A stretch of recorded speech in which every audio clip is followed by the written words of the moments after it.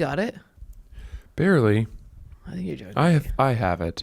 So you just said you might not release the special. Yeah. Well, Stupid. are we recording? Yeah. Yeah. It's what I said. It was just, it's all material from a different point in my life where things have changed so dramatically, and everybody who knows who I am knows. So to watch it now would feel like this thing out of time. That's what Ari said. He was like, just make sure it's released rapidly so that you don't feel like it's a weird alien life form. But if you're proud of it, doesn't that just give you hope that you can put it out and then pump out a new hour about divorce and stuff? I don't know. It doesn't feel funny yet. It does feel funny, but I just know that my pacing is slow. I feel like my pacing of writing new material Not is in slow. a year, but whatever. It just means you can get it out and then it's like a clear. Yeah. And also it's made me realize that I should write material that is evergreen if I can. Nuh-uh. Disagree. Highly disagree. False. Bad. No. Sick of evergreen. Sick of, isn't it crazy how dogs do dog stuff? You want to talk about your life. I do, and I will, and that's fine. But I'm saying, like, okay, let's say that I do an hour on divorce. Yeah. And then by the time it comes out, I'm married with children. Nobody's following your timeline. Nobody's sitting on your shoulder watching it retrospectively. These people are seeing it. For all they know, you're not divorced. And by the next year, when you make an hour that's about divorce, you're getting divorced then.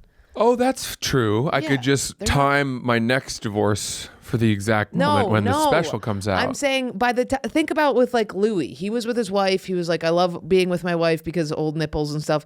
And then by the time that came out, I'm sure that they were breaking up, but nobody knew that. We were all watching, being like, oh, he's still married. Yes, but that's because he had the benefit of keeping much of his life private, which I do not. Everyone knows everything about me. Oh, you're blowing smoke up your skirt. No, you don't understand. Because of Barstool? People sniffed out that I was separated and divorced before I made any sort people. No, way more. Way more. What? And it baffled me. First of all, because I don't understand why anyone would care. My personal life should be absolutely irrelevant to me because I'm a clown. I'm an entertainer. I'm a goofball. Wait, who's sniffing? It was on the Reddits and you can't look on Reddit. I didn't look. People sent it to me. But say you put your thing up. Big Reddits. The New York City influencer snark Reddit. You're letting influencer snarks decide whether or not you put your special It just made it clear that I had to tell the world that I was getting divorced. Can I ask you something? You may. I'm gonna. If John Mulaney put out a special and he goes, this is before I got off cocaine, you'd watch it. Yeah. Yeah. Wait, I don't understand. What do you mean? You're saying... So say he made a special while he was a drug addict, right? And he goes, now I'm sober, so a lot of this sounds different. You'd watch it. Yeah. You're curious about the goings on. To me, that's almost more compelling, though, is that this is material from a time in my life, John Mulaney, when I was an addle-brained coke addict. Yeah. You know, at the edges of sanity. My material from my special is all about going on a honeymoon and trying to have children, and by that, it's a real interpretation. It's like it doesn't change its relevancy just because it's not relevant now. It was relevant then. I think the assumption there too, though, is that this will reach an audience of people who do not know who I am. It will. That's possible. Well, you have to aim for the stars a little bit. Sure. Fuck the fucking fuckers who already know you and stalk you. They'll watch it. That's great. Thank you for being fans. But they'll also send it to people.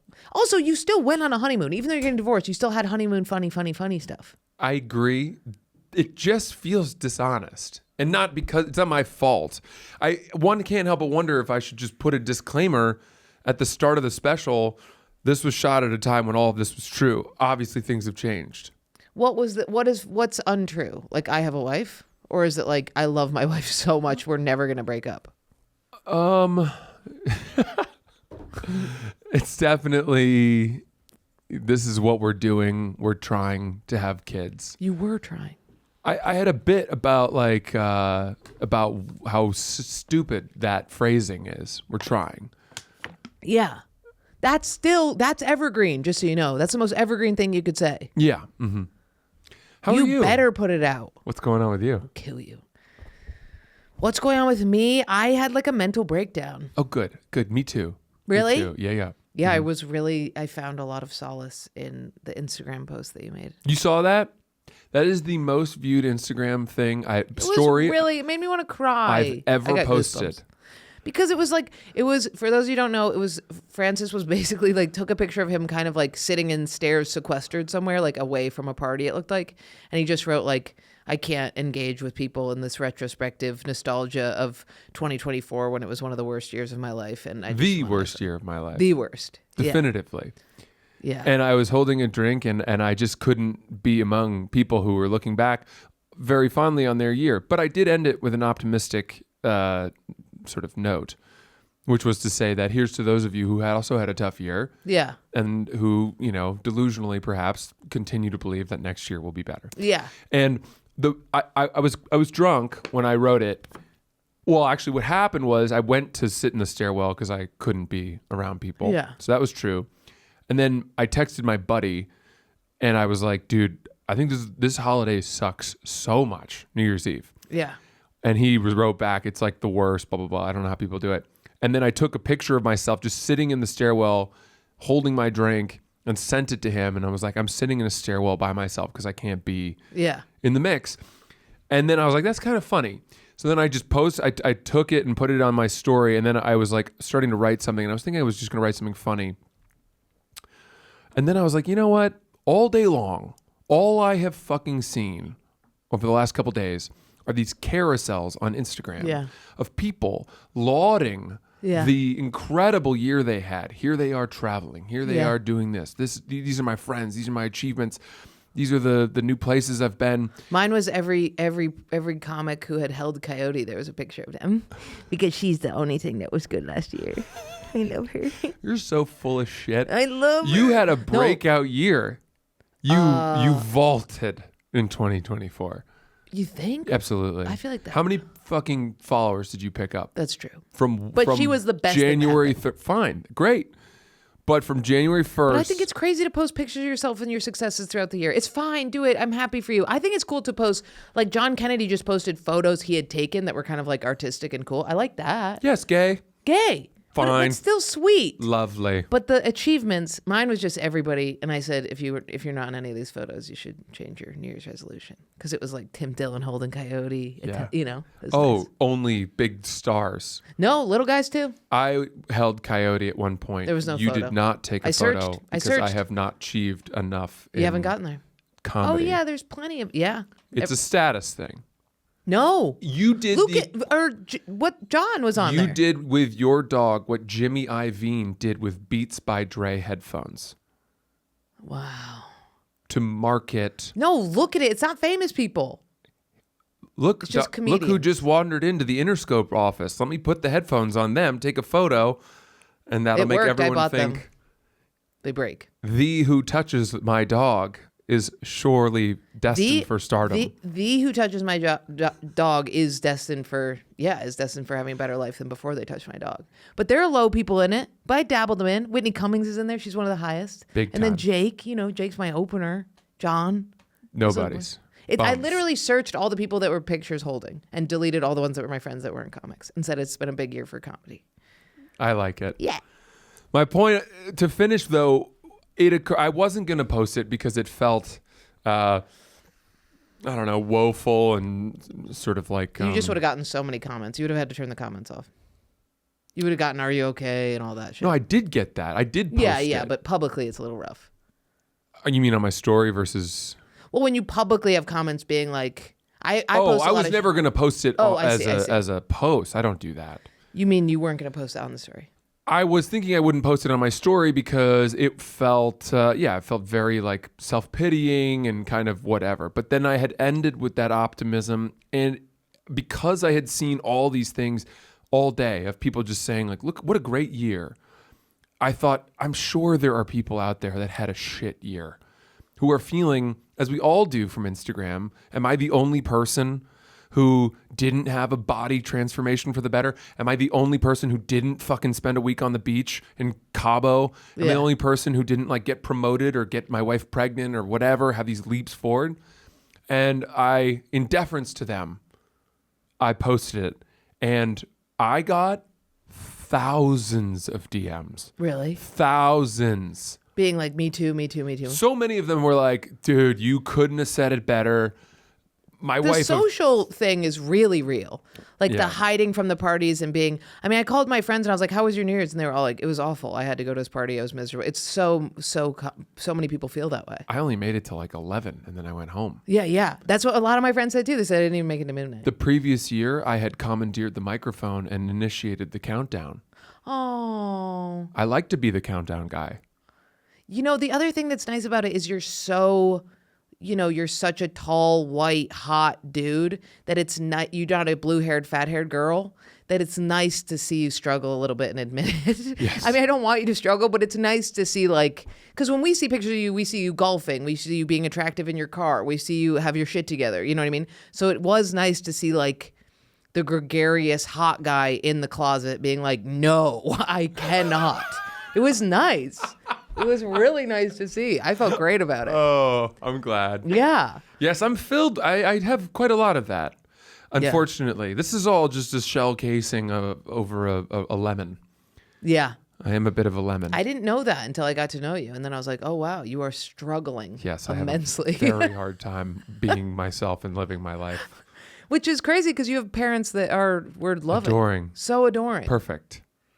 Interesting. Yeah. Is it just because you chose this career? No. It's in general? You think any career? I would have had issues no matter what I did. Issues with feeling inadequate? More like self-criticism. I'm very self-critical. And struggle. No, just my life, my choices, who I am, the way I show up for people. Are you a little obsessive? Are you like very neurotic? But are you laying awake at night being like, fuck, I shouldn't have said that to that person? I do that. Okay. I have lots of regret and I have lots of guilt and I have a weird, strong sense of duty, which is filled with assumptions that I need to be here for this person or need to do this for this person. And if I haven't done it, I've let them down. And then do you say yes to a lot of things? I've gotten better at not just being a total yes man and protecting my time and space. Because that's why I had the nervous breakdown. I was like, I like got to a place where I was like, I said yes to every single thing that came my way, and I pushed it, and it all piled up at the end of the year.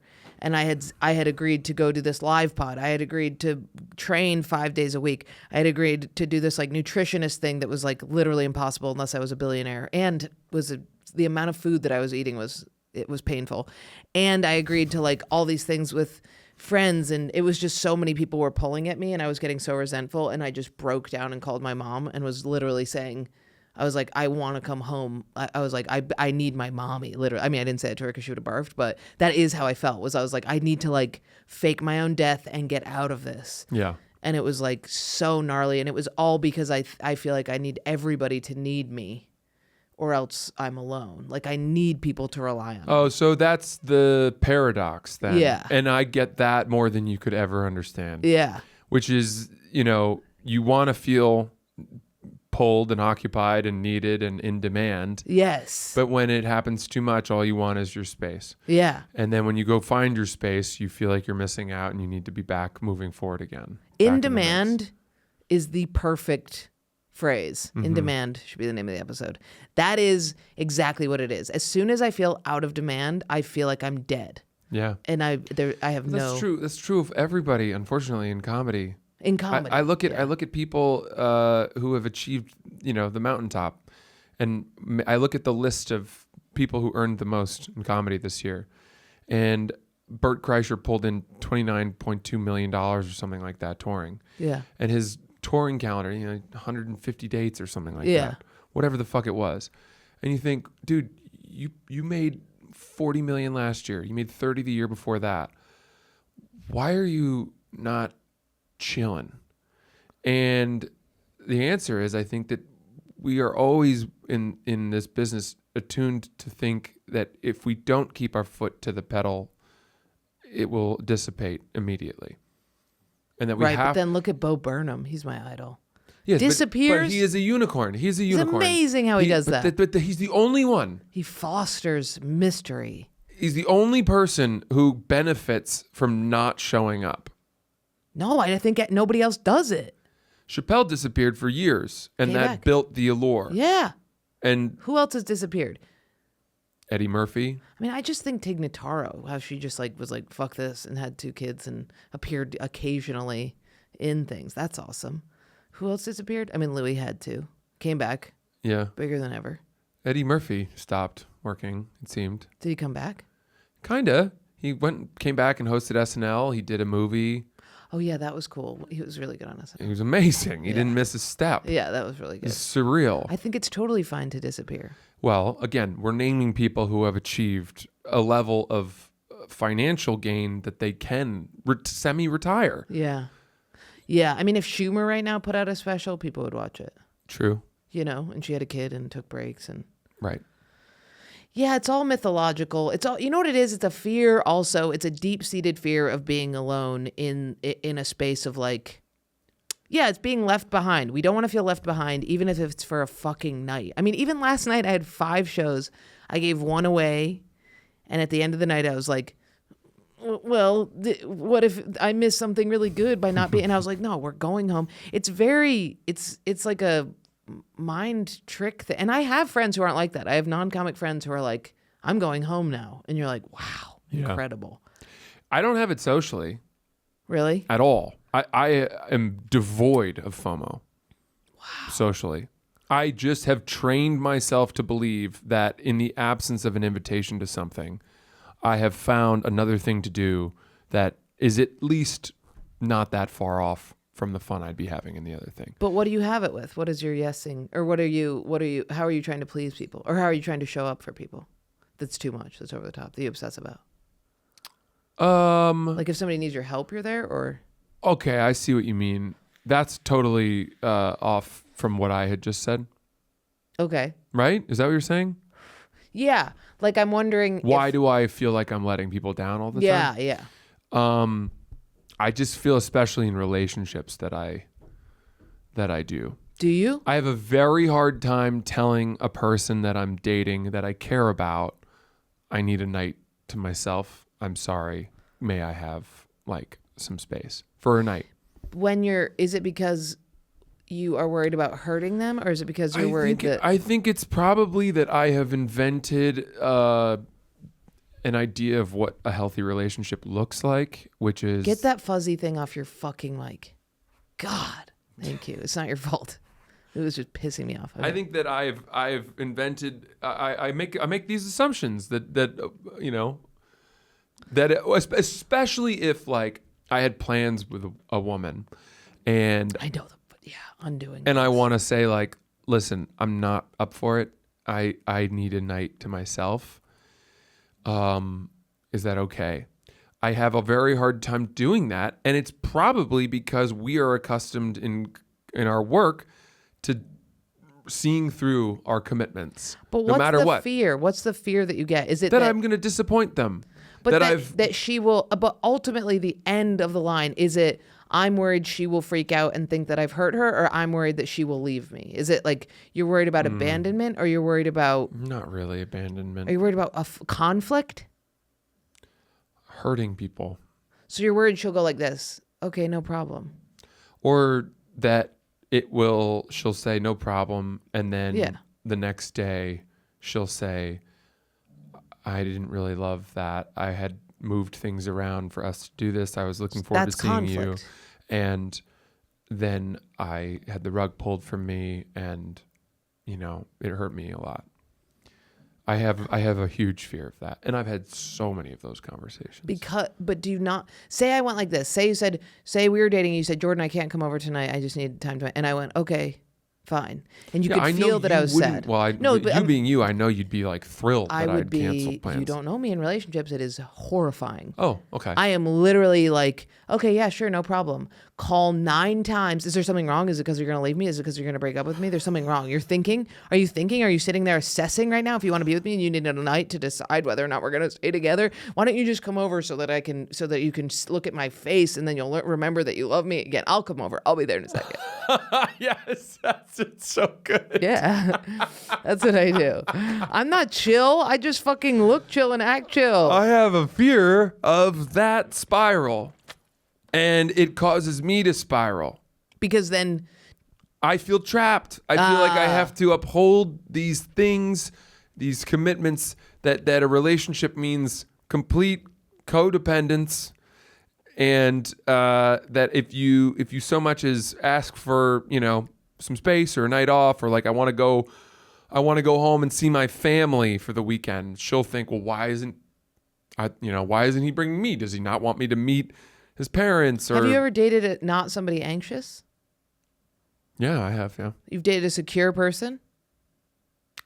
Yes, I think so. Who was like, yeah, go home. That sounds fun. Yeah. Yes. The word I would use is an independent person. Yeah. And how did that go? Well, pretty well. We were married. Oh. Yeah. And then were you the simp in that relationship? I'm the simp in every relationship. I don't think that either of us were simps. So what was the downfall? It just got, Friend? It's hard for me to talk about like what caused the marriage to untangle. And out of respect for her, if it's all right with you, I'd probably not want to get into it. There's nothing crazy. It's all the same. Well, you've told me it's nothing nefarious. There was no cheating. There was no infidelity. It was very... Honestly, it was mostly just like we both agreed that we had maybe made a mistake and we were going in different directions. We wanted slightly different things. And we decided very maturely to proactively go our separate ways. Right. So it wasn't the attachment style wasn't the downfall at all of the relationship. It was literally like, when people are like, I'm splitting up because you're moving to New York and I'm moving to LA. You guys were going different paths. Like her security did not lead to you guys separating. No. So then that's what you have to be with. You can't be with anxious people. So why are you so afraid of that? Because you just entered the dating pool again and women are starting to show up anxious? Because we be anxious. I like to please people. Yeah. I like to please. And I like to tell women what they want to hear. And I don't do it in a dishonest way. I mean it when I say it. And I'm not saying I'm going to have your children and marry you and be the best father you've ever seen on date 2. That's not what I mean. I'm just kind and attentive. And, I like to be. And I don't know that I make false promises necessarily. I just, I don't always move slowly. I don't progress at the kind of healthy pace that one would expect where even if I'm not thrilled after 6 weeks or 8 weeks or whatever, I could extricate from that budding relationship and it wouldn't be that big of a deal. Do you know what I mean? But you don't do it? I have had, since I got divorced in June, I have had to literally break up with every woman that I've gone on even one date with. Call them up. And say... And be like, this is what's going on and this is why. I'm sorry. Wait, so I went on a date with a guy. He got super attached immediately. I hated it. Then he texted me trying to see me. I said, here's the reality. I don't feel a romantic connection with you at all. I think you're a really great person. I would also love to say we can be friends, but I know myself and I don't have any room for that in my life. See, it's not that. This is what I do. Ready? Okay. So you go on a date. Yeah. You have an amazing date. Great time. Really connect. Lord in heaven. Lovely. Yeah. Then, you go on there's a vacation or something. You go away and you don't see each other for a week or two. But during that time, you continue to text. And then I'm kind of old fashioned where I will call and talk on the phone. See, these are mistakes. I'm learning that. You're just a love bomber. You're just a love bomber. The last time I was single was 9 years ago. And the game was different. Why do you then decide to pull out? What makes you, Well, then 2 weeks later, I've met a different person. I've only been on one date, remember, with the first person. You've been texting them ad nauseum, roping them in. No. Lock the doors. It's more Kill like, this man. it's more like all, I'm not saying good night every night.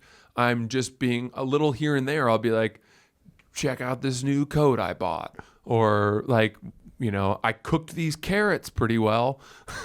I love cooked carrots. Oh my God. Last night I did baked carrots that I were did too. caramelized, and I did a garlic yogurt sauce with some lemon, and then I did honey drizzle over the top with some chopped cilantro, and then crumbled pistachios.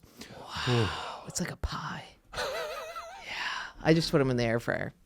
Yeah. What'd you do? You baked them? I baked them because I was using my air fryer for the chicken thighs. But you've done it. The air fryer's good. Talk to me. What should I do? I just put the carrots in there with the oil and the garlic, and I do it. Put it on, right? At how long and do you flip them? Yeah. You turn them. I'll shake them. Okay. Yeah. That's good. Yeah. I'll do it that way.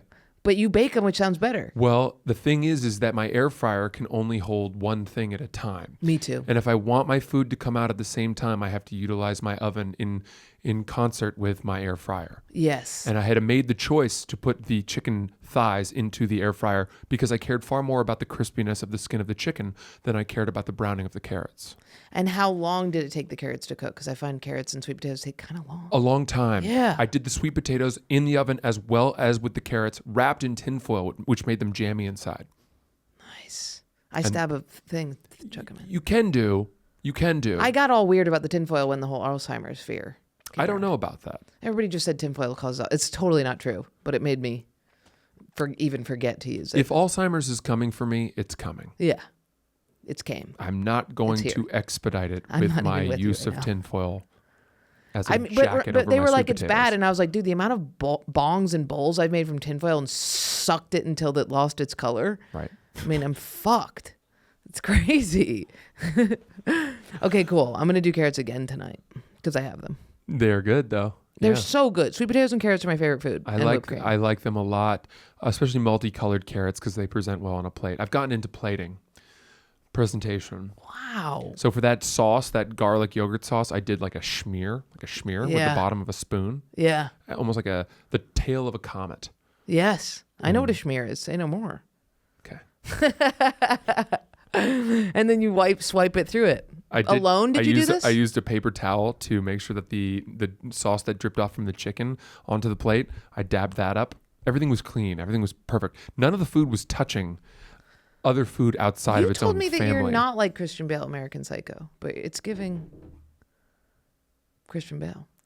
I have empathy though.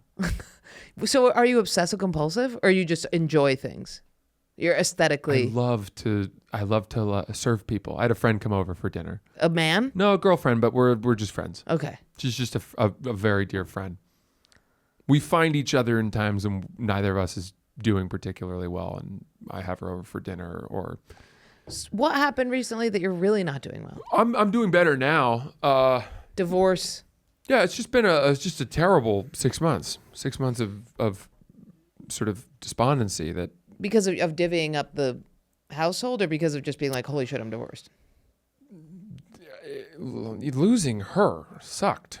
Because she's a friend. She was my best friend, my biggest support system, the person in my life. You talked all the time. We do. We remain true and deep friends.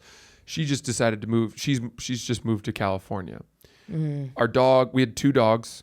One of them died a week and a half ago. No. And then she took the other one with her to California. So the speckly one went to California? Yeah. So in the space of a week, I lost both dogs and my best friend.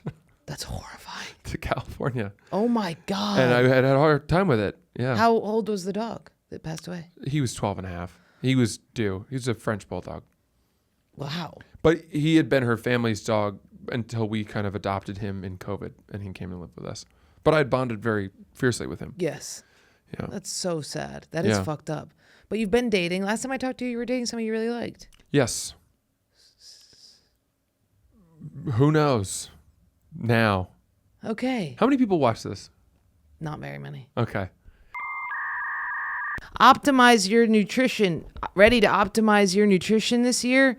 Factor has chef-made gourmet meals that make eating well easy. They're dietitian approved and ready to heat and eat in 2 minutes. So you can fuel right and feel great. I didn't buy them, but they were sent. A lot of these were sent to me. Now, here's the deal. Here's my move. I'm kind of a not sit down and eat a meal girl. I throw a sweet potato in the oven. I eat it in about 4 seconds, burn my tongue. My tongue is burnt now. So I'm not really a meal person. But what I do is I keep a bunch of Factors in my freezer. And when people come over and they're hungry, instead of having to forfeit the 9 grapes that I have in my fridge, I give them a whole Factor meal. I've eaten a few of them before. I do like them in a pinch. It's good to just have a freezer full of Factor. It's a good thing to have. And, if you do want to be a regular person and not a raccoon, you should do Factor. Factor arrives fresh and fully prepared, perfect for any busy lifestyle, active or busy lifestyle. Maybe I'll try and go back and do it. Maybe I'll try it and do it again. They sent me a bunch, but there was a lot of rice, and I was trying not to eat rice at the time, so I fed it to boys. Lose up to 8 pounds in 8 weeks with Factor keto meals, based on randomized controlled sounds like a onomatopoeia. Clinical trial with Factor Keto. Results were vary depending on diet and exercise. Okay, that sounds good, but it also sounds like it might not work. But I think it actually would work. They're very healthy. And what I like about them, they say the calories right on it. Anyway, Factor can help you feel the best all day long with wholesome smoothies. Didn't know they had those. Breakfast, grab-and-go snacks, and more add-ons. Reach your goal this year with ingredients you can trust and convenience that can't be beat.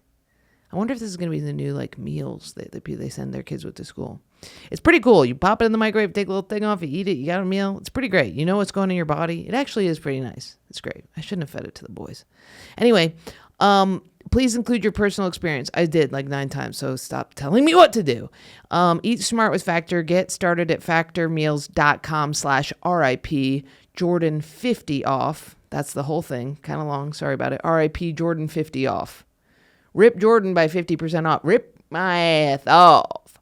And use code RIPJordan50 off to get 50% off your first box plus free shipping. That's code RIPJordan50 off at factormeals.com/RIPJordan50 off to get 50% off free shipping on your first box.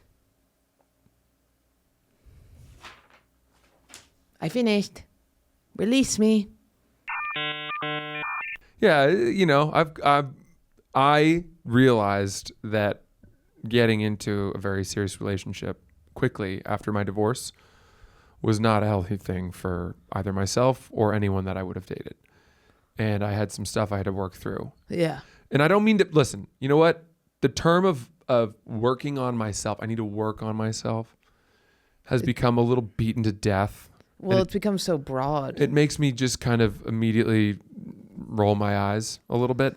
Yeah, what do you mean? Therapy or baths? Who knows what it means? Who knows what it could mean? Anything. Self-love, reading a self-help book, meditation, journaling, fucking going to therapy, all these things. Maybe not dating. What do you think about that? I can't not date. I love women. Do you tell them out the gate, I just got divorced and I'm going to seduce you immediately? And I'm going to love bomb you so hard by being so gregarious, charismatic, and loving. And then I'm going to send you a follow-up text saying how wonderful of a time. You hold on a second now. Wait a second. You need to define love bombing, because I think that there is a blurred line right now between being like a good person and wanting to court somebody and love bombing. Because now it's like, oh, you called her, you're love bombing. It's like, no, why? Since a call when? Is crazy. What are you talking about? Listen to me. If you called me, that would be normal. If you called it, but calling after a first date when you have no intention of a long-term relationship is... I don't know that I don't have an intention. Okay, so long as that's true. I don't know, but I'm not being like, that date went so well. I see big things in our future. That's why I'm calling. I want to make sure that you eschew any other romantic prospects. Clear the plate, okay? Because your boy, he's coming in. I'm ready to occupy your life, night in, night out. So what are you saying? When I call, I have a question. You know, in the first date, I learned that this woman has great interior design taste, and I'm picking out a fucking coffee table, and I need to show her my options, so I FaceTime her.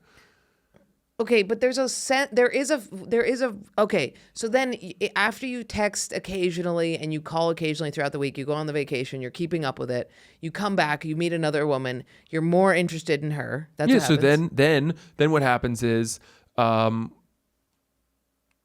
initially with the person I went on the date with, you know, things started to just fizzle a little bit.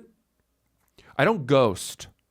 I have a joke right now where I say, well, the last time I was single, I used to be a bit of a fuckboy, and I'm not a fuckboy anymore. Now I'm a fuck man. Yeah. And being a fuckman is worse. Comes with a new set of responsibilities. I don't ghost now. I fizzle, and I talk about that, which is where instead of you continue to correspond, but you cease offering anything of interest, and you just become boring. You present boring. That's the way I typically do it. You're describing classic avoidant. That's the most classic avoidant thing. But I'm learning that this is wrong. Okay. And so initially I was fizzling the first date relationship where I'd asked for her advice on a coffee table or whatever it was. And she sensed it, and she texted me. Fizzle? She's texted me, yeah. And she was like, "Hey, I've just been thinking about you, and I want you to know, like, I'm kind of wondering what's going on because, like, I like you, but I sense that, you know, things are getting a little bit distorted or weird or whatever, and just wanted to check in." And I, old-fashioned me, pick up the phone and I call her. Good. And I say, "Hi, you're absolutely right. Here, I've so enjoyed getting to know you over the course of our one date. However, I did meet another person that I honestly am a little more excited about." Oh, did you say that? Whatever. I was like, I met someone else that, and you know, it's kind of like taking more of my attention or like picking up some momentum, whatever. And I hope that's okay. Like, I'm really sorry.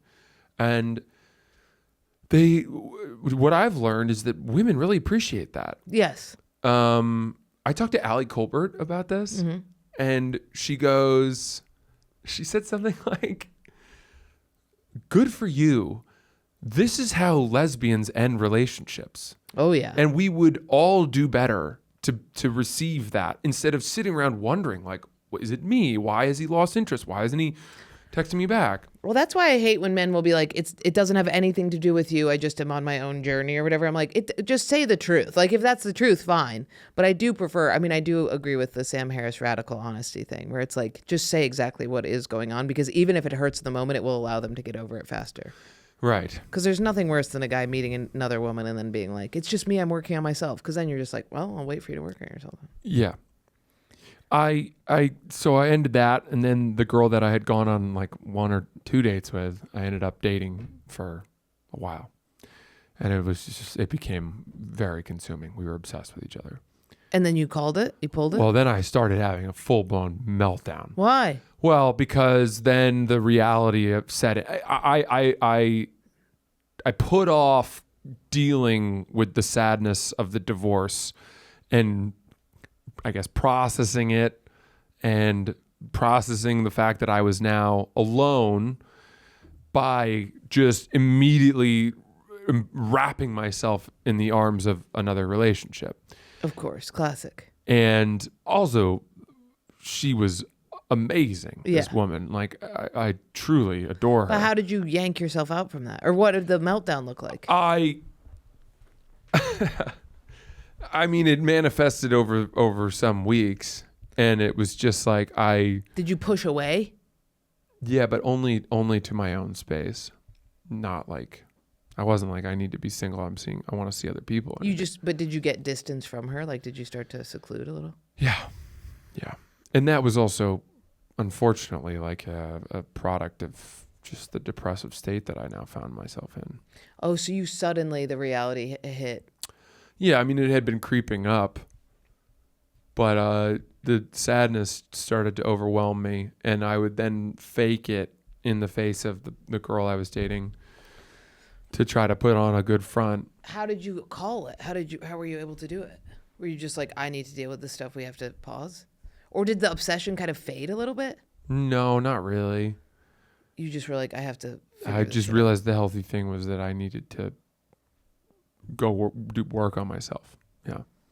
Was it like one of those depressions where you fall into it and you're like, it's like where it like manifests as like it's almost like a cement concrete that you're walking through and you're like, why can't I pick up the pace at all? Or was it like a mind consuming thing? More mind consuming. Mind consuming? I became fixated on suicide. Wow. It was like all I thought about for like weeks. And it was so heavy, and it started really scaring me.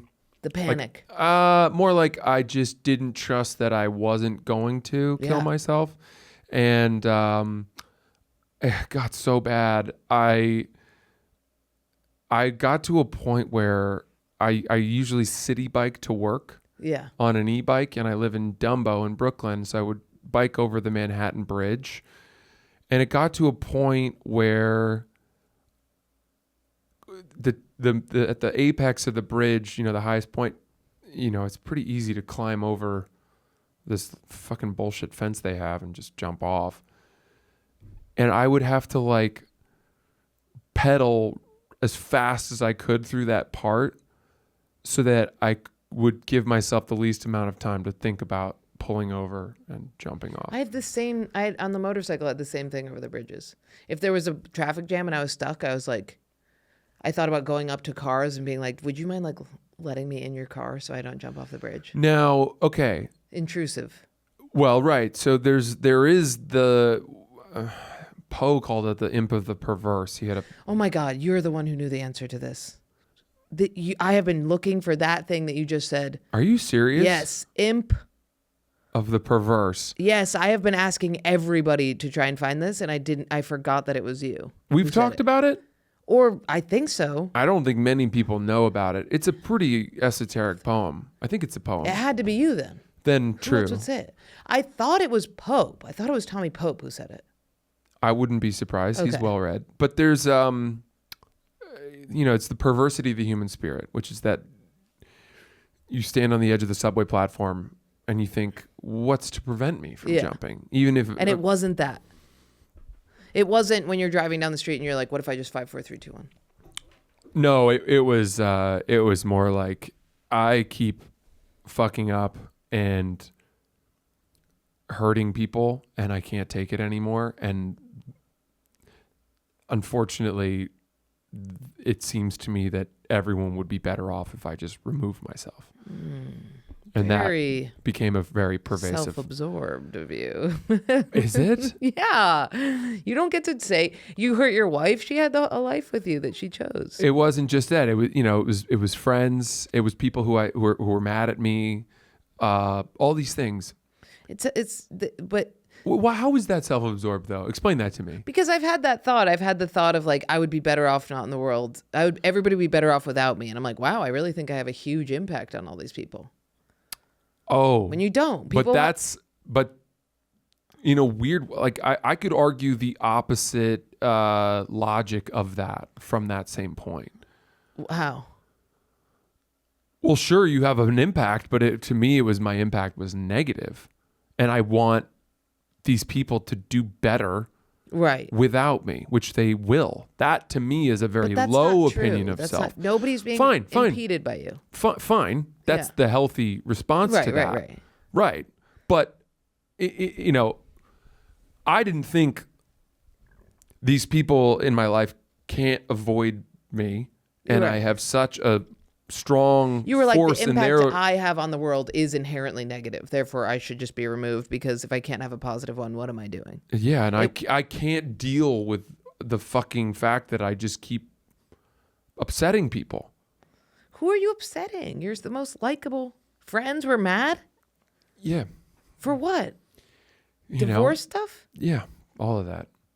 The fact that I started dating quickly afterwards or whatever, or people who were very invested in our marriage and all that stuff. It just became really upsetting to a broader group of people. And, the broader group of people who's letting somebody's life impact theirs negatively is somebody who wants to be impacted. Look, this is what I would say. My whole life, I've been someone who has gotten in trouble. Yeah. You get in trouble enough times, you realize it's your fault. Yeah. It's me. I'm not just someone who, keeps stumbling into the wrong situation. I am somebody who was always getting in trouble throughout my whole life. If I ever was the guy who was talking shit or something, it would always get back to the person I was talking about. I got caught on a hot mic trashing Fox News when they were having me on, and that went viral. Like, just random things. Like, I never got away with anything. Any bad choice I ever made, I always paid the consequences for. And it's not because I was stupid necessarily. I wasn't just like blathering on or doing it in broad daylight. It just, the way the world oriented was that I would get caught. I would get caught for my shit. And you never hurt anybody. You haven't cheated anybody. You didn't kill anybody. You didn't hurt anybody with a car. You didn't get drunk driving. You talked on a hot mic about the worst fucking news media. Sorry. Look, the point I would make though is that you start to just believe the narrative that you're the problem. You're the problem. That also is what living looks like. Living a dull life looks like never getting in trouble. Living hardcore and living to your fullest means a lot of people are going to say I love you, and a lot of people are going to say they hate you. Yeah, that's true. You don't want to be somebody in the middle. Well, who knows? I've never known that. Why wouldn't I like to be in the middle? Because then you're a boring, bland person with a 9 to 5 who doesn't hurt anybody. You might be at peace though, and peace is the word that You don't get to choose that. I think could be great for me. How do you want to do that? You want to become a house painter? No, I'm not going to change everything. I think I can achieve. I seek peace with my current setup. Okay. Which to me means slowing down. Agreed. Okay. Being a little bit more intentional and meaningful, and being aware of how what I say might be perceived or taken by others. Not rushing into things, not obeying every impulse that I have. That's good. And trying to let things roll off and be less sensitive and less emotional. And I've found I'm working on it. That's the stuff I'm working on. I'm working on myself. Yeah, slowing down, I can very much resonate with that. I have to slow way down, and a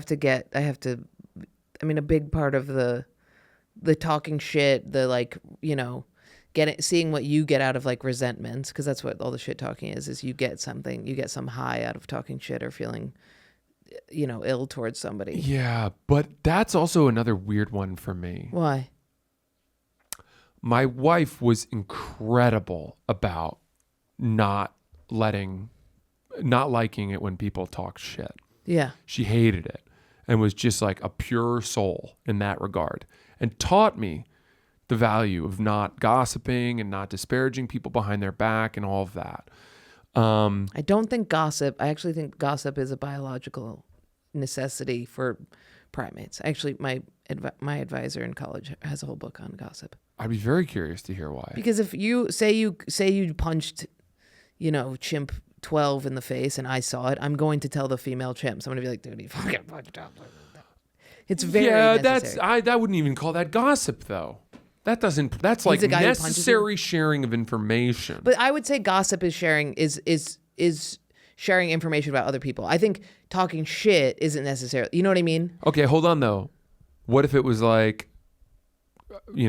I tell Chimp 12, hey, Chimp 12, you've really put on some weight, and you overheard that, and then you went to the other female chimps and you were like, did you see that Chimp 12 has put on some weight? But doesn't that feel like that that is unnecessary? But you can feel the soul rot when you say it. When you say that person got fat, you feel the soul rot. Soul rotting. But not a lot of people don't though. A lot of people get off to that. It's the pushing others down so you feel above. No, anytime I call somebody fat, it feels bad or ugly or any. That is, you have a conscience, and you are. But that doesn't mean I'm not going to be like, I think that that person keeps going to that one restaurant and they got super fat. I think we should avoid that restaurant. I think gossip is. Okay. You know what I mean? Well, you can find an evolutionary justification for all of gossip then. which is something I've never heard. That's amazing. I don't think if I was like, yo, those two people we know, their marriage is on the rocks. They actually, even though they present well on Instagram, they're actually not getting along. How would you tell me that is important? Crucial. For crucial. Why?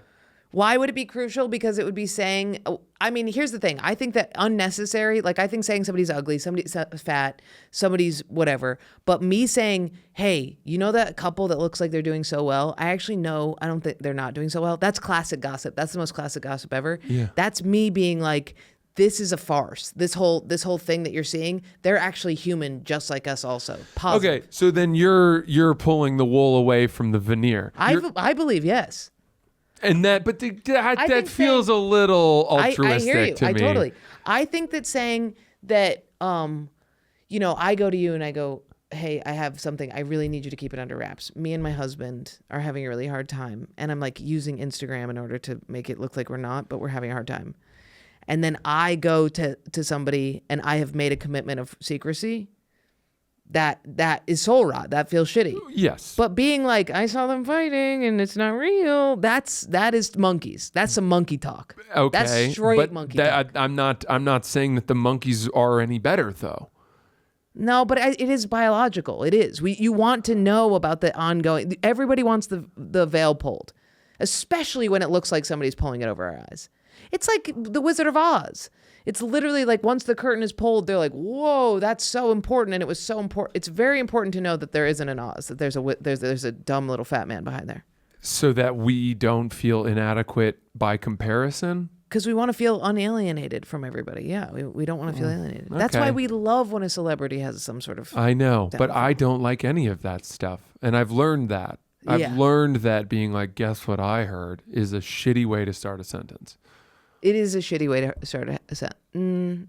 I do it all the time though. But I just very much view it as biology.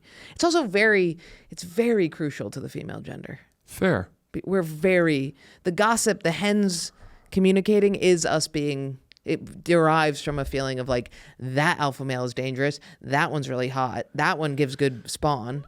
That one cheated on his wife. You know what I mean? Sure.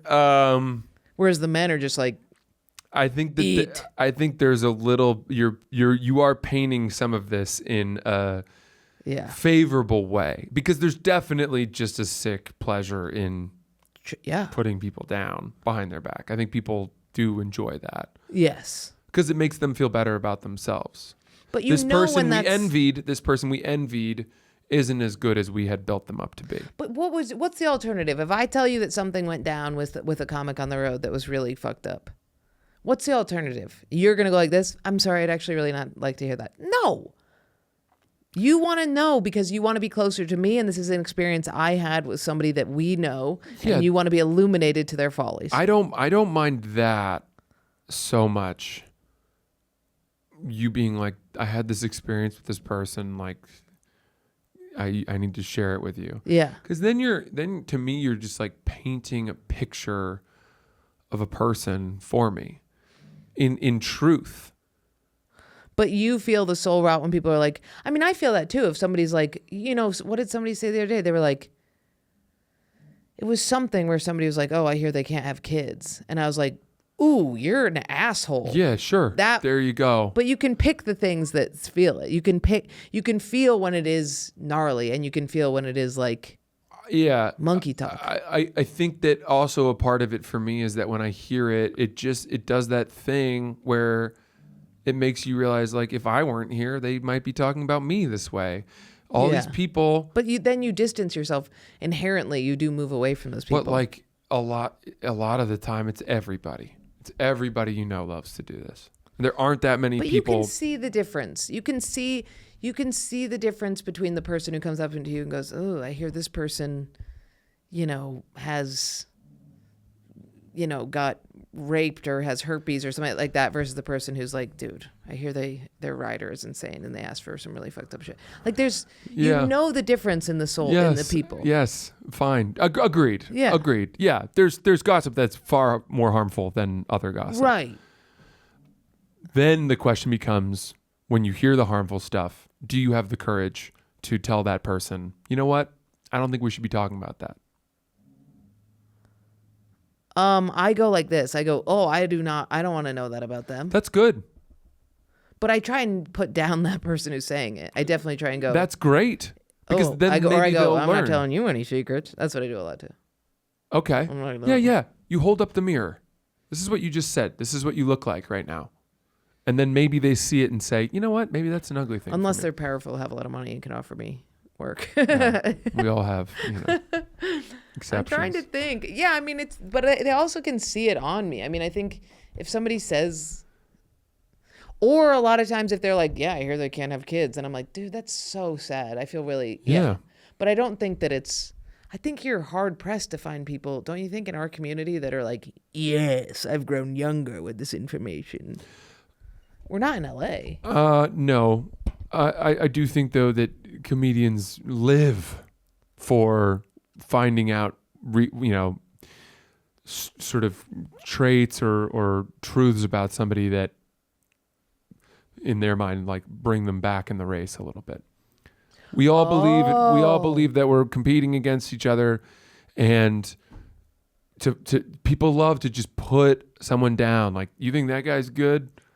He sucks. He also said this to the waiter. He's kind of a piece of shit. He's got a drinking problem, whatever. Like, well, that was what I was going to ask you. This is a very interesting thing because my mom was absolutely trashing a comedian on the phone to me today. And I was like, yeah, well, we're friends, so I can't do the thing where, and I felt myself being like, I don't want any, it felt like it was like, I don't want to be punished by, cosmically, by saying this. But I think that's good enough. I think you've done enough there. But her saying it with no abandon, she had no fear. And I'm like, you know what it is? I could say about a band, they suck. Worst band I've ever heard. But there's something about doing it in comedy where I'm like, well, I was just there. I could be there. So don't say it's bad because somebody's saying that about, you know what I mean? Yeah. But that requires a huge amount of like. I just think it's useless. I don't think, I don't actually believe. It's not useless though. I don't think putting down other comedians actually gets you ahead anywhere. No, it doesn't. But my mom saying, I saw this comedian, they suck. I was like, that's so interesting. First of all, how involved is your mom? Is she a huge comedy fan? Yeah. Oh, okay. And she's the smartest person I know. I believe it. Yeah. So I was like, interesting. I don't know if my parents could name 4 comedians. Yeah. She's very particular and she's very like, this is why it's bad. This is how this part was good. It's pretty nuanced. Yeah. Yeah. But so when she said, I was like, oh, that's interesting. And I liked hearing it, not because of Schadenfreude or because I wanted the other person to feel bad, but because I was like, wow, I had no idea that that's the perception. Yeah. I think Matt Rife is the great example. When he exploded to stardom, the immediate reaction among so many comedians was to say bad things about him. Yeah. To sort of just like find some way. Dude, Arcuri?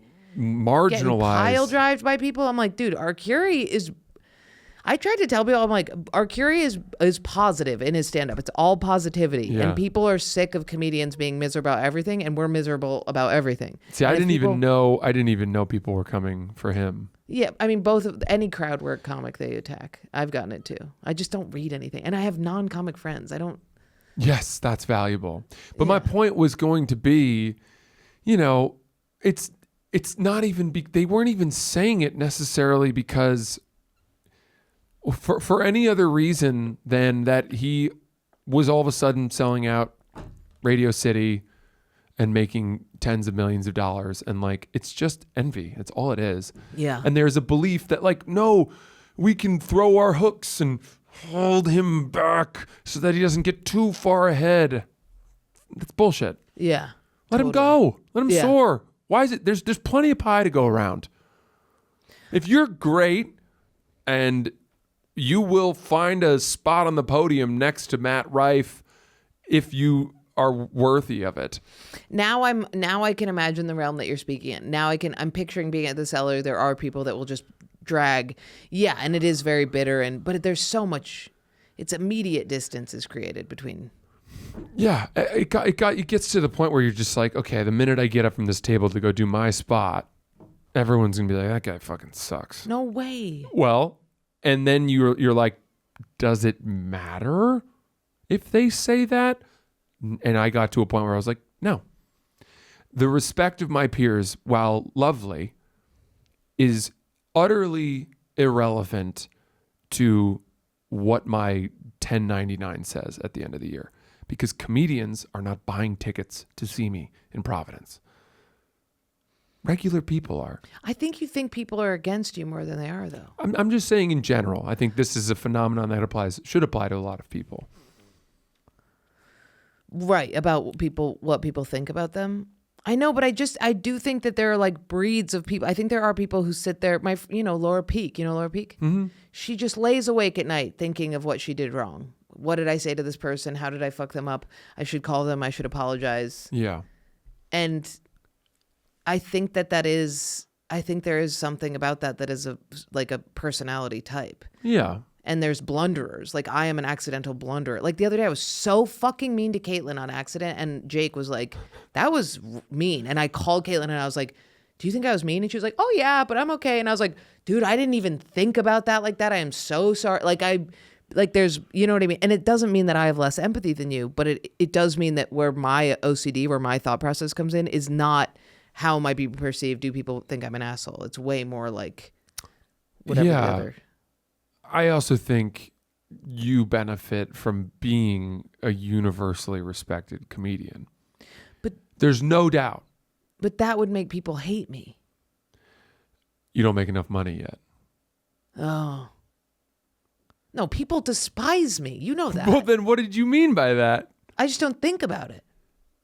Oh, comedians despise you? No comedians despise you. Oh, yeah. What? Yeah. Not that I know of. I've seen the group threads. Seen the threads. What the fuck? Yeah. Oh, yeah. Are you talking about like group chats on text? Group chats on text that who's in a group chat that's trashing you that shows it to you? Group chat, one of the members goes, holy shit. Uh-huh. If I saw that would be fucking crushing. Really? That would make me so upset. People, that's what I'm saying. my that's peers, the difference. The people I know and I consider to be friends, other comedians. Just one. Yeah, that person's dead to me. And in fact, maybe even worse, I might even confront them. Really? Oh yeah. But this is what I'm looking at. This is what's interesting to me. I would be like, dude, if a friend of mine, not close like us, like, take somebody who's like just at a table with you sometimes. Sure, exactly. If that person, you don't have their number in your phone, although I do. If it was revealed to me that person had been trashing me to the 7 C's, from in a group chat to people that are my friends, and then a friend of mine showed it to me, yeah, I would speak to that person. What would you say? I'd be like, I became aware of what you were saying about me, and why don't you say it to like the fact that you wouldn't say it to my face, to me, makes me think you're a coward. But he knows I think I'm yeah.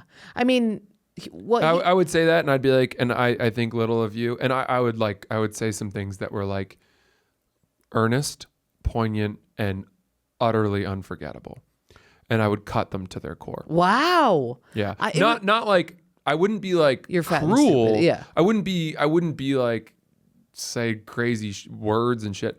I would just be like, fundamentally, you've reached your ceiling. The jokes, I understand what you're going for, but you will forever be a bit player on a broader. Oh my God. I would say something you would like that. Cut deep. Yeah, I would go deep. That's what I do. But I don't do it often. It takes a lot to get me there. This was like I posted a trans joke and this person said that it was some word that was basically egregious, but with the connotation of unforgivable. Like it was like. Oh, so they were being like woke about it? Yeah. Right, but they were like despicable. That's different. Then I wouldn't care about that. She's despicable. Francis is despicable. Sure. Sorry. Not I still great. say hi to him. I hug him when I see him. He has no idea that I know. It has nothing to do with me. If he wants to virtue signal using my comedy, so be it. That's crazy. I mean, it's pathetic. Of him? I think anytime comedians get on other comedians for saying something they consider to be inappropriate, no matter how bad it is, unless it's like me getting up there and just screaming the N-word at a guy in the front row, like, no, come on. you shouldn't turn on your own like that. No matter what. There should never be a moment, in my opinion, where a comedian publicly or whatever is like, yeah, it was bad that they did that they made that joke. I did turn on David Lucas once, but we made up. I did turn on him because he said something gnarly on the podcast, but then I apologized for it. Okay. But that's the only time. And I didn't feel good about it. Fair enough. Maybe Tony went after the Puerto Rico thing. But I just said he should attack both sides. That's the most I've said. Look, so basically Austin comics. I get it. We can put Austin in a bubble. I get what you're saying. Yeah. It's, to me, I just think, to me, I'm binary about it. It's like you're either all in or you're not. Or you're like a policeman. I think that's a good way to be. But that doesn't mean... Because we all know what it is to tell a joke that we don't necessarily realize is over the line until the response is bad. You know what it is? When you go through the divorce and you start dating too quick and 3 people that are on her side say you're a piece of shit, that would never bother me because your validation seeking is so like it's like other people, it's like a collective organization. Mine is so one person. Mine is whoever the person I'm in love with had better think everything I'm doing is perfect, and I don't give a fuck what anybody else thinks, which I think is very parental. I think it is like that's how I feel about. I don't care how anybody sees me. If my mom is proud of me, I'm fine. And I think that's it. It's just your mom. Totally. My sister would say the same exact thing. So my sister would say the same exact thing. I mean, I would guess that there's immense power in that, but also totally when your mom isn't approving, it's that much more. Well, she's universally approving of me, but not my sister. But I'm the golden child right now. Fair enough. I didn't used to be. Fair enough. I've never heard of that. You truly just care about what one person in your life. It's monotheistic, right? It's one God. Yeah. Why would I give a flying fuck what some idiot at the cellar table thinks? But it's so easy to say that and then another thing entirely to truly subscribe to it. Because he's sitting with his weird Grinch body in a basement. I know how stupid it is. Oh, okay. And by the way, again, I used to care more. And then I came to the conclusion through, by the way, success is what got me here. Which is to say, I used to think the path to being a successful comedian went through the approval of your peers. That was an absolutely important tier. You had to be vetted and approved in order to join the club of headliners. And then I became a headliner because I worked at Barstool and they had a fan base who would buy tickets to see me. And nobody at the Comedy Cellar knew who the fuck I was. Yeah. And I still wasn't like, it took a while, but by the time that I got good enough to be in the club, the acceptance of the club didn't mean as much to me. Right. It didn't matter. Because I was like, well, what matters to me now is how much money I make.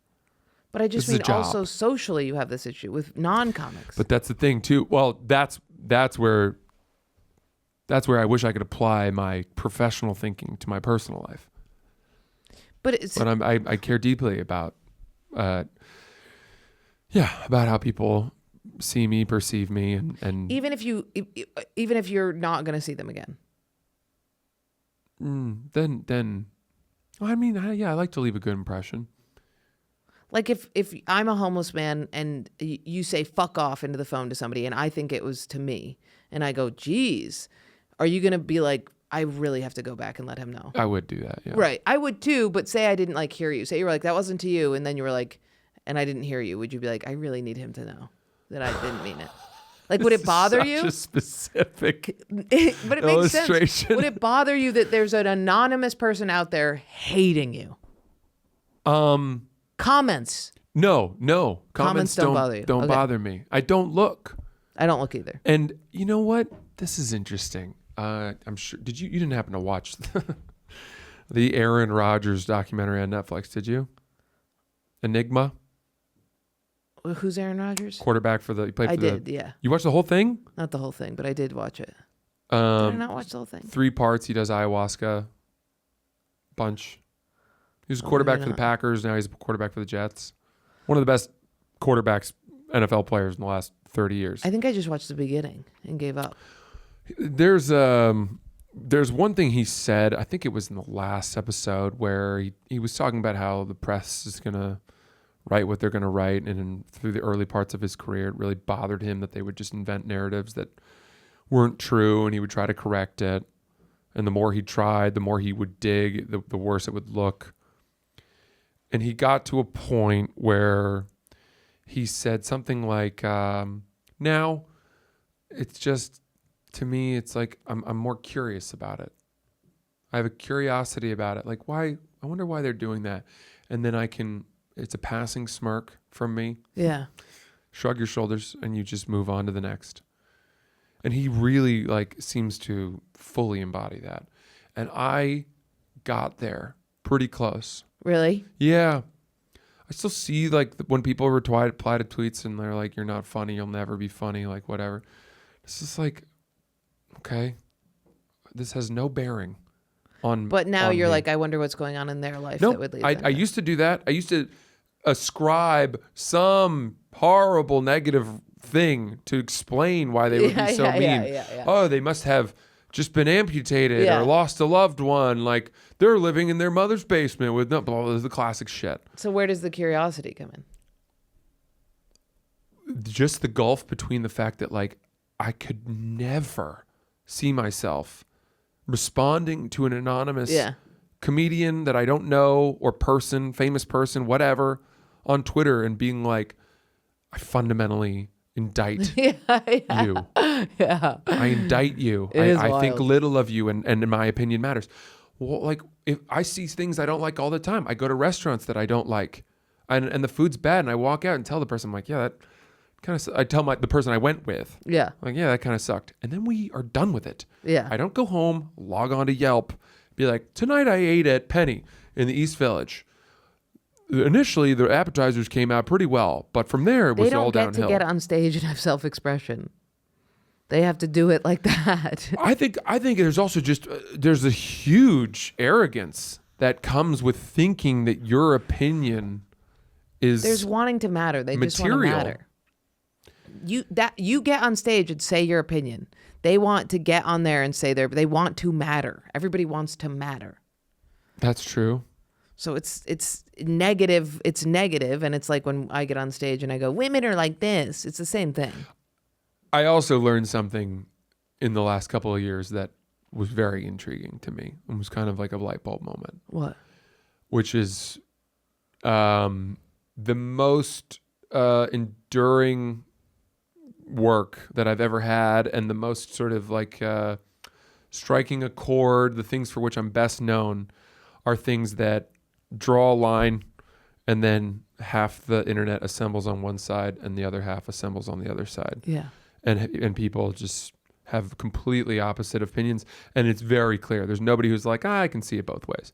You're either here or you're here. Yeah. And I'm not trying to set them against each other. But for example, when I did the traffic cutting video, I don't know if you saw that. The best. My favorite thing. I stopped traffic in the shoulder and pretended that I was some hero for not letting people use the shoulder to cut. You were a hero. I thought so too. Yeah. And you had half the comments being you're a hero. Thank you for doing this. I never had the balls to do this, but it's nice to see somebody. How is it not satisfying to everybody? It's incredible. We all hate seeing the person whipping. You'd think that. Yeah. But there is half of the world who uses the shoulder to cut and thinks that anyone who sits in traffic is a stupid sheep. And why wouldn't you?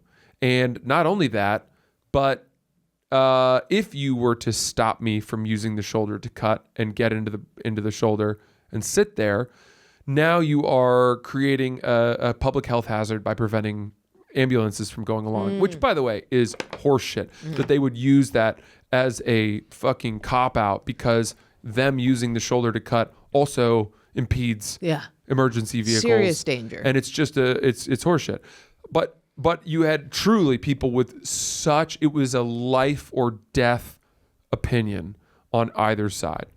And that's just the greed. I mean, that's just the feeling of wanting to take a side. That's wanting to matter again. Fine, but my point being, if you can find those moments, these things, and put it out and then step away. Whatever anyone says, because I got a lot of DMs that were like, I got death threats from that. If you ever come to Detroit and do this, it's on site, pulling you out of the car, God. Shooting you. Here's the gun. Here's a picture of the gun I would do it with. Like crazy shit. Because of your face and body. Well, whatever. I don't know. I don't know about that. But it doesn't, from there, it doesn't matter. It just doesn't matter. You've created something that angered half the people and satisfied the other half, and then they can have it out. Yeah, that's the gift of comedy. It's the best. Yeah. You make people laugh and then they have to question their own reason for laughing. If you are somebody who seeks to have everybody on your side, Yucky. At some point you will fail. I think it's far better for me to dance along the margins and constantly redefine who stands with me, because I don't know. My opinions aren't set in stone. My thinking evolves. That's why comedians aren't politicians, because everything we say, we put our foot down on something to go, is this what I feel? And then people freak out and we go, well, I could feel another thing the next day. This is just me exploring this possibility. Yeah. It doesn't mean I'm a politician. I'm going to change the laws where people can't go in the side lane in the cars. It's I did this thing because I thought it would be funny. Yeah. You fight about it. This is a thing I did because it was funny. Right. It's like if you have a joke where you're like, this is a fucked up thing that I did. Isn't that hilarious? And people laugh and then people freak out. It's like, doesn't change the fact that I did it. It just means that now you're going to battle over the morality of it. Yes, but to that, I would say, as far as how inconsequential people having a negative reaction to something you say that's like over the line, I would say that 4 years ago, when that would happen, people became militant about correcting you. Yeah. You know, they would go to the advertisers for your podcast. Yeah. Write them letters and say, look at what they said. This offends me. Please do not advertise with this person anymore. Yeah. They would go after your livelihood. Mm-hmm. And that had an impact. That was scary. Yeah, that was scary. Were at the mercy that you couldn't just be like, fuck them. I don't care if they're upset. You're right. That was the whole time period. Somehow, people don't really seem to do that anymore. Because now they can have a voice. Now they can say their shit online. Well, they couldn't then? Not in the same way. Why not? I think. What was different 4 years ago about feedback? Because then it was like, now you do a comment, that comment gets 1 million likes, people side with them, they get to feel good about it. Before it was like, I saw you at a comedy show, I have to submit an email to a club in order to. Okay, that goes back a little farther. I think I get what you mean. Like, feedback wasn't as visible. Yes, yeah. I get that. But even so, like even in a more recent time, I think that there was this idea that we need to clean up the world. I'm part of the cleanup crew. Here's a comedian saying a joke that hurts a disenfranchised group that I'm not part of, but for whom I have sympathy. Yeah. I'm going to issue the speeding ticket. Let me reach out to. I will also say that I think that the 5 emails that got sent back then saying take Francis off, him, don't advertise for him. Those used to be heated. And now they're not heated at all. So now if I send that into your advertiser's going to go, nah, where they used to be like, well, I don't want any black people to get upset, or I don't want a trans person to close down and now they're like, yet another fucking complainer. So I think that's also the industry. I mean, that's like, that's also Hulu, Netflix. It's everybody is just like, we can't keep.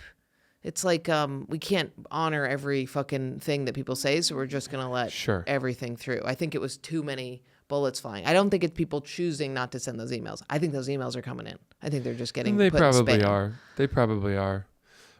Man. I had a woman, this was early on in my career.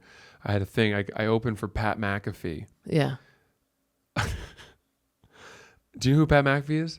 Does he open for Sebastian? No, Pat McAfee is a sports analyst. Oh, okay. Who is one of the biggest people in sports media now. Yeah.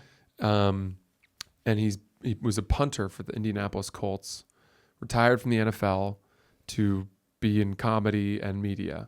and would occasionally, we would do like 1 or 2 stand-up shows a year where it was mostly him just telling stories about playing for the Colts. But he would play 6,000 seat rooms, sell them out. And I opened for him one time for 6,000 people at Purdue in the biggest theater of all time. Wow. And I told a joke up front that was edgy. Yeah. I said, Pat McAfee retiring from the NFL at 29 to become a comedian would be like me retiring from being white to become a pregnant black teenager. You might love it for about 9 months, but we all know you're going to give it up. That's really good. That's really good. I opened with that. Yeah. Bold. Balls. 6,000 people. Yeah.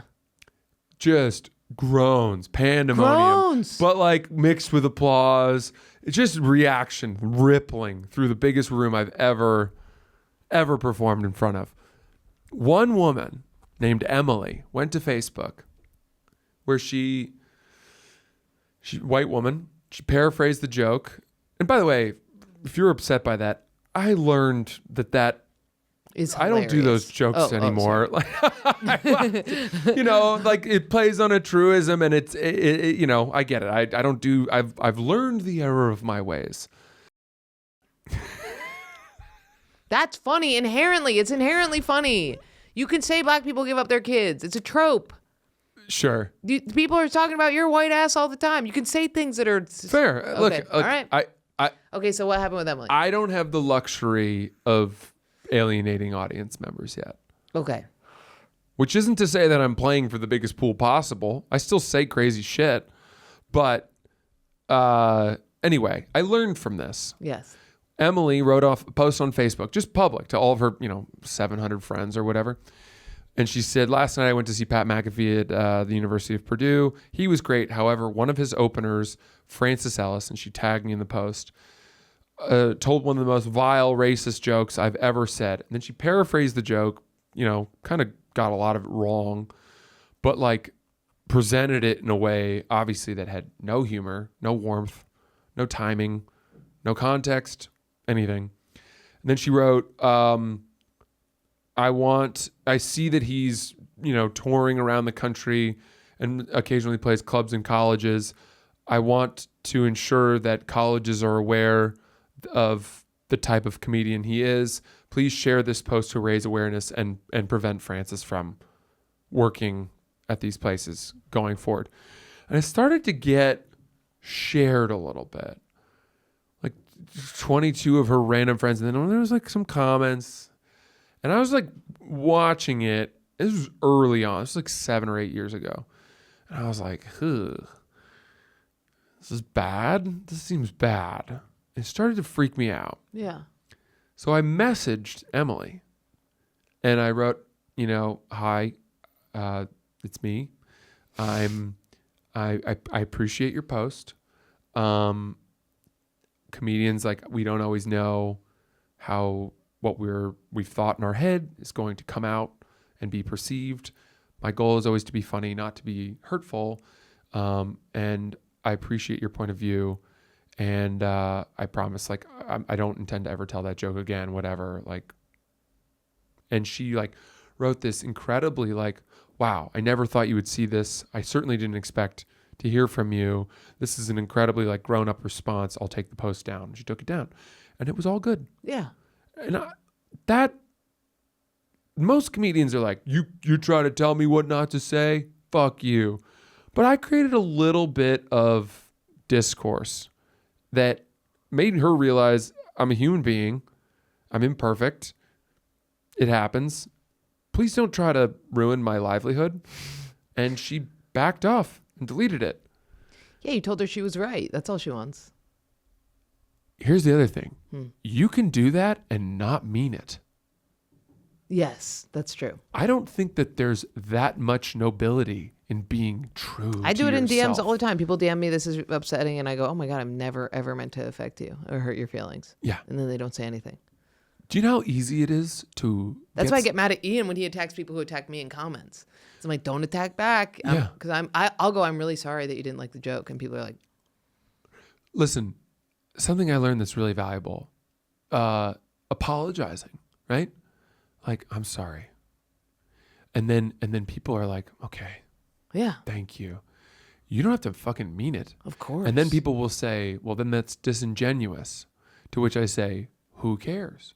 They don't know any better. And then some people might say, well, if you continue to apologize and not mean it, then at some point your apologies won't hold water. And that's why you got to spread your apologies very far and wide. Don't apologize to the same person falsely multiple times. Then they'll catch on. Apologize for, that's the whole, like, if it works on somebody to say, I'm sorry for hurting your feelings, then so be it. Just fucking say it. Who gives a shit? If they go, I want you to change, I want you to tell me that you're going to change and make false promises, then maybe be like, I'm not able to make those yet. But what's the difference between me saying sorry and me being like, okay, I'll change for you? Yes. Because I don't mean any of it. Just leave me alone. If this is what you need to hear to fucking back off. Well, it's expediting, but I think that somebody would argue that it's like, why do I have to make amends with Whole Foods for stealing so much money from them? That's a giant corporation. It's like, because eventually you start to see yourself as a disingenuous person, which has the soul rot effect. Maybe. And boy, howdy, does it feel good to go, hey, I really didn't intend on hurting you. And I thought that joke was incredibly well written, and I could totally get how it could be taken offense at, it could hurt people's feelings. That being said, I do think that it is the purpose of comedy to make people laugh and not to worry about But that feels feelings. sermonic. That feels righteous to me. If you feel righteous. If you don't feel righteous about it, don't do it. Which it sounds like you didn't. It sounds like you were like, fuck that joke. That was a throwaway thing. I was a kid. But say you stood behind the joke and you went, I'm sorry. Well, the joke was funny. Yeah. I would say, that's what I would say. I would say, I'm really sorry. I will take into account your feelings around this, and it is my job to make people laugh. And, that's what I've said. I've been like, I will go after anybody. I'm not going to just pick on just, black pregnant women. Everybody is up for the joke. I will go after myself the hardest, and then every other group of people is going to get it. If you're a Hasidic and you wear a giant straw hat, that hat is going down. It's funny. I'm not going to be respectful of your religion if you're wearing silly, silly things. Yeah. Yeah.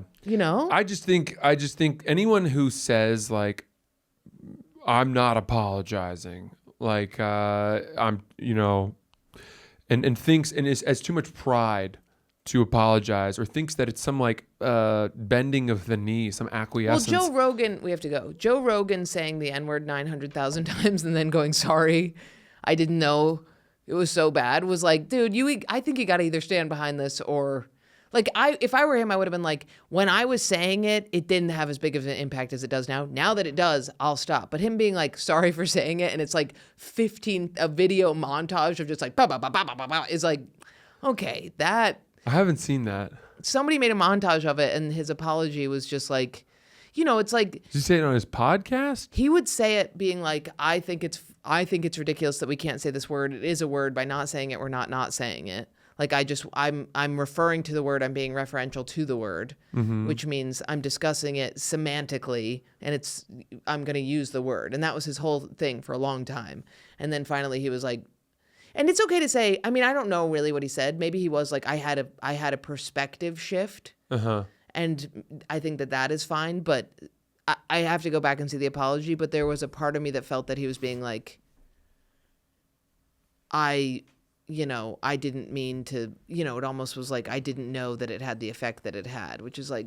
Playing dumb a little. I don't like the playing dumb. Yeah. Yeah. Because you wrote a whole joke about black women abandoning their children, and then to be like, I didn't know that it would hurt somebody, which I know that's not what you said, but that's what I don't like.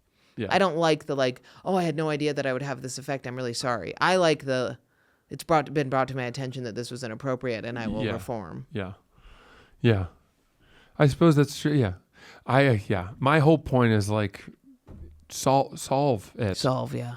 Just solve it. Yeah. My mom always says it. Don't make a mess, clean it up. And don't make the fact that like two people didn't like your joke a crusade. Yeah. They love that. I hate that. I hate when comedians like fucking decide I'm a victim now. Because two people told me I couldn't say what I said. Yeah. Let's stand up for free speech. Oh, it's not that bad. Yeah, I know. And then it's also like, what position do you think that you're in where you're the bastion. Yeah, The flag bearer. Yeah. Yeah. Okay, we have to go. I love you so much. Love you too. This was fun. Thank you. So fun. Yeah. Could talk for hours. Could talk for hours.